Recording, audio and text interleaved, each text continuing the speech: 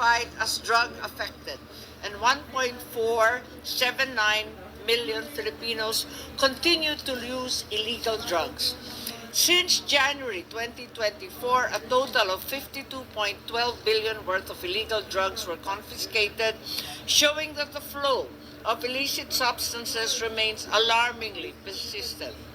Ang mga dating addict nagbalik loob sa pagiging addict. Yung mga dating takot, ang lalakas na ng loob. Ang mga pusher, di na nagpo-push back. Ang mga user, himbis gamutin, binigyan ng alibay. Durog na ang Pilipinas.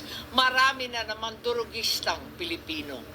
Marami na naman nakawan dahil naghahanap ng pantustos sa bisyo nila. Laganap na ulit ang krimen dahil laganap na ulit ang droga. High, happy days are here again. Ang pinaghirapan linisin ni Presidente Duterte, linamon at linaklak na ng mga buwaya. Buwayang walang kabusugan. Matapos ni Presidente Duterte dalhin sa hustisya ang mga kriminal, matapos niyang dalhin sa rehab ang mga adik na gustong magbago, ayun, siya naman pala ang dadalhin sa The Hague.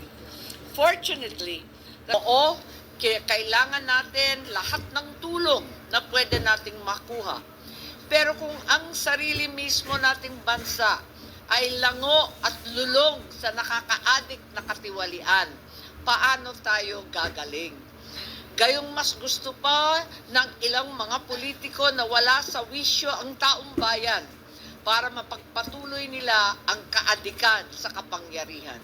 Dalawa lang ang kapalaran ng mga mata sa lipunan: mamuti sa gutom o mamula sa droga. Dahil dito, hinihiling ko ngayon ang inyong pahintulot at sang-ayon sa ratifikasyon ng LOA or Letter of Agreement on Narcotics Control and Law Enforcement hinggil sa pamahalaan ng Republika ng Pilipinas at ng Estados Unidos ng Amerika.